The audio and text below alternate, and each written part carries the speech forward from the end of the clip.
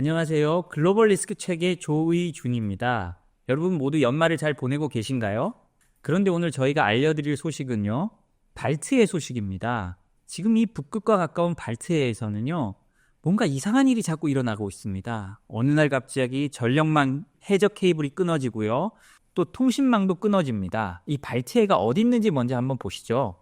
이 발트해는요, 핀란드, 에스토니아, 그리고 이 안에 러시아가 있죠. 이 보시다시피 발트해는 러시아와 북유럽이 만나는 곳입니다. 근데 이곳에서 뭔가 전선이 끊어지고 케이블이 끊어지고 또 전력망이 끊어질 때 항상 중국이나 러시아 선박이 나옵니다. 왜 이런 일이 생기는 걸까요? 우리가 단정할 수는 없지만 이 발트해 수면 아래에서 우리가 알지 못하는 저강도의 전쟁이 벌어지고 있기 때문이라는 생각이 들지 않으십니까? 오늘 그 발트해에서 일어나는 이상한 일들을 한번 짚어보고자 합니다. 그 이상한 일의 첫 번째 소식입니다. 핀란드와 에스토니아를 연결하는 해저 전력 케이블 에스트링크가 지난 25일 크리스마스 날이죠. 갑자기 가동 중단이 발생했습니다. 이로 인해 전력 전송 용량이 기존 1016메가와트에서 358메가와트로 3분의 1이나 감소했습니다.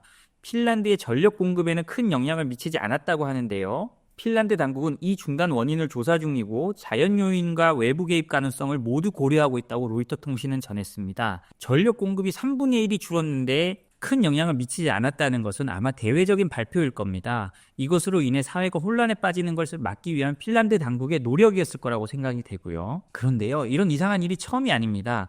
작년 10월에는 핀란드와 에스토니아를 연결하는 해저 가스관 발틱 커넥터가 손상되면서 가동이 중단됐습니다. 이 가스관의 길이는 77km에 달하는데요. 발트해 지역 에너지 공급망에서 아주 중요한 역할을 하고 있는 것입니다. 핀란드 대통령은 손상이 선박의 닷 같은 외부 요인에 의해서 발생했을 가능성이 높다고 밝혔습니다. 실제로 조사해보니까요, 선박에 닷이 닿아서 가스관을 손상시킨 것으로 추정된다고 나왔습니다. 당시에 지나간 선박은요, 중국 회사가 소유한 홍콩 국적의 선박인 뉴뉴 폴라베어호라고 합니다. 이 배가 파이프라인이 손상된 시간과 장소와 일치한다고 밝혔거든요. 중국 외교부는 핀란드 정부의 사건을 객관적이고 공정하며 전문적으로 조사할 것을 촉구했습니다. 그런데 신기하게도요, 그때쯤에 스웨덴과 에스토니아를 연결하는 해저 통신 케이블이 또 손상되었습니다. 이 사건은 핀란드 에스토니아 가스관 손상 사건과 같은 시기에 발생했고요. 두 사건이 상호 연관되었을 가능성이 논의되었습니다. 스웨덴 국방부 장관은요, 이 사건이 단순한 기술적 문제가 아니라 의도적인 외부 활동에 의한 손상일 가능성이 높다고 발표했습니다. 또 지난 11월에는요, 발트해에서 두 개의 해저 광 케이블이 절단되는 사건이 발생했는데요. 스웨덴은요, 발트해에서 발생한 해저 통신 케이블 절단 사건과 관련해 중국 선박 이펑 3호를 지목했는데요. 스웨덴 검찰의 조사 요구에 중국은 처음에는 자신들이 잘 조사에 응하겠다고 했습니다. 그러나 실제로 중국이 조사에 응하지 않았고요. 스웨덴은 이 사건을 강하게 비난하면서 중국의 의도적인 활동일 가능성이 있다고 주장했습니다. 이 사건은 발트해 지역 통신망과 데이터 전송에 심각한 영향을 미쳤고요. 지역 안보와 국제 신뢰도에 큰 타격을 주었다고 평가받고 있습니다. 왜 발트해, 러시아와 붙은 발트해에서 이런 사건이 자꾸 일어나는 걸까요? 이러니 발트해 국가들은 요즘 사실상 군대에 완전 군장을 하고 무력 충돌을 대비하고 있다고 합니다. 이게 한 번 일어나면 우연일 수 있지만 연이어 계속 일어난다면 우연이라고 할 수 없잖아요. 해저에서 보이지 않는 곳에서 무력 충돌이 일어나고 있는 겁니다. 다음 소식을 보면요, 지금 북유럽 국가들이 얼마나 여기에 신경을 곤두세우고 있는지가 나오는데요. 핀란드는 급기야 러시아 유조선을 사실상 납포하는 데까지 이르렀습니다. 핀란드 유령함대 유조선 낚아채 조사, 발트해 일촉즉발이란 저희 기사인데요. 핀란드 당국은 러시아 원유를 운반하던 유조선 이글 S가 핀란드와 에스토니아를 연결하는 해저 전력 케이블과 인터넷 케이블에 손상을 입힌 혐의에 대해서 조사에 착수했습니다. 이 유조선은 쿡 제도에 등록된 선박으로 러시아의 제재 회피를 위해 운영되는 그림자 함대에 속한 것으로 의심받고 있습니다. 핀란드 국정수비대는 지난 26일 유조선 이글 S호를 핀란드 해역으로 유도한 후 조사를 진행했습니다. 국경수비대가 유도했다는 건요, 사실상 무력으로 끌고 왔다는 뜻으로 볼 수 있습니다. 핀란드의 교통 및 통신을 관장하는 기관인 트라피콤에 따르면요, 손상된 해저 케이블은 핀란드 사업자인 엘리사가 소유한 두 개의 광섬유 케이블, 그 다음에 중국 시틱이 소유한 세 번째 케이블, 그리고 핀란드와 독일을 연결하는 시니아 소유의 네 번째 인터넷 케이블이라고 할 수 있습니다. 핀란드 국경수비대는요, 유조선에 직접 탑승해서 선박의 이동 경로를 조사했고요. 핀란드 세관은 유조선이 운반하던 화물을 압수하기도 했습니다. 그 결과 유조선은 아랍에미리트에 본사를 둔 카라벨라 소유로 밝혀졌습니다. 이 유조선이 흔히 말하는 유령함대 소속으로 의심받는 이유는요, 쿡 제도에 소속되어 있어서 소유와 운영 정보가 불투명하고요. 아랍에미리트 본사도 복잡한 소유 구조를 갖고 있다고 합니다. 그리고 러시아 원유를 운반하면서 제재를 회피하라는 경로를 사용했다는 점 때문인데요.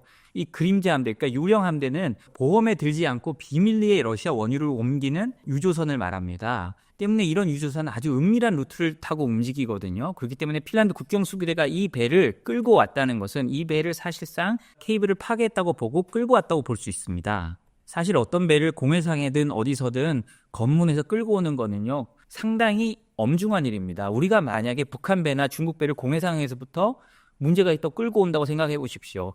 상당한 외교적 마찰을 각오해야 합니다. 그처럼 핀란드도 이런 외교적 마찰을 각오하고 이런 일을 하는 거거든요.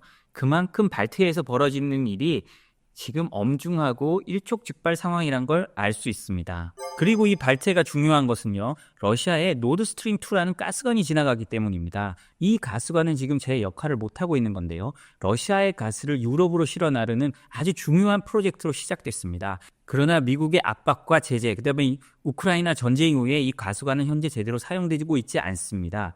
어찌됐든 이 발트해를 주변으로 해서 각국의 이해관계, 그리고 러시아와 유럽의 이해관계가 충돌하고 있다는 점을 충분히 알 수 있는 거죠.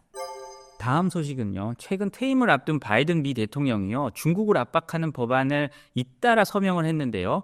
최근에 한국에는 주한미군 28,000명을 유지키로 한 국방수권법이 통과됐다라는 취지로 보도가 많이 됐는데요. 사실 그 국방수권법 안에는요, 홍콩이나 중국을 압박하는 내용이 더 많았습니다. 저희가 며칠 전에 쓴 기사를 보면요, 홍콩 위구르 제재 연장하고 대만 군사 지원을 명시한 법안을 바이든 대통령이 사인했다, 이런 기사가 있는데요. 이 국방수권법 안에는요, 홍콩 인권과 민주주의법을 5년 연장하고요, 홍콩 본토와 중국 관리들에 대해 비자 발급 제한 및 금융거래 차단 등의 제재를 지속하기로 하는 것도 들어 있었습니다.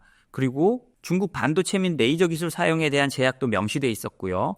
또 고성능 컴퓨팅 및 반도체 제조에 사용되는 장비에 대한 수출 통제 강화에 대한 조항도 포함되어 있었습니다. 여기에 대만에 대한 군사 지원을 가능케 할 수 있는 조항까지 포함되어 있어서요, 중국은 굉장히 강력하게 반발했는데요. 홍콩 정부도 이제 반발하기 시작했습니다. 홍콩의 반응을 보면요, 중국의 반응보다 더 격렬합니다. 악의로 가득 찬 정치적 허세라고 원색적으로 비난했습니다. 홍콩은 일국 양제로 중국과 좀 다른 스탠스를 취할 수도 있지만요, 오히려 이렇게 나오는 반응들을 보면 홍콩이 중국보다 더 중국 같습니다. 홍콩 정부 대변인은요, 홍콩은 이로 인해 흔들리지 않고 국가 안보를 수호하는 책임을 계속해서 이행할 것이라고 밝혔습니다. 또 홍콩 정부 대변인은요, 유엔 헌장을 인용하면서 모든 주권 국가는 국가 안보를 보호하기 위한 법률을 제정하고 시행할 권리가 있다고 강조했습니다. 그러면서 2020년 시행된 홍콩 국가보안법은 극히 소수의 사람들만을 대상으로 하고 있다고 주장을 했습니다. 그리고 홍콩이 약간 위협적인 말도 하는데요, 미국은 경제적으로 홍콩으로부터 지난 10년간 약 399조 원, 2,700억 달러의 무역 흑자를 기록했는데요. 그러면서 미국의 이런 제재는 오히려 미국의 불이익이 돌아갈 거라고 경고를 한 겁니다. 또 미국의 이중잣대고, 미국은 최소 21개의 국가안보 관련 법률을 제정해놓고 홍콩의 이런 법률을 가지고 문제 삼는다고 비판했습니다. 이런 반응을 보면 홍콩도 미국과 함께 가지 않겠다는 뜻을 분명히 한 것으로 보입니다. 경제적 자유구역이었던 홍콩, 그리고 일국 양제의 표상이었던 홍콩이 이제는 미국 그리고 서방과 완전히 떨어져 나가는 모습을 볼 수 있습니다. 오늘 저희가 준비한 소식은 여기까지입니다. 도움이 되셨다면 구독과 좋아요, 알람 설정 부탁드리겠습니다. 감사합니다.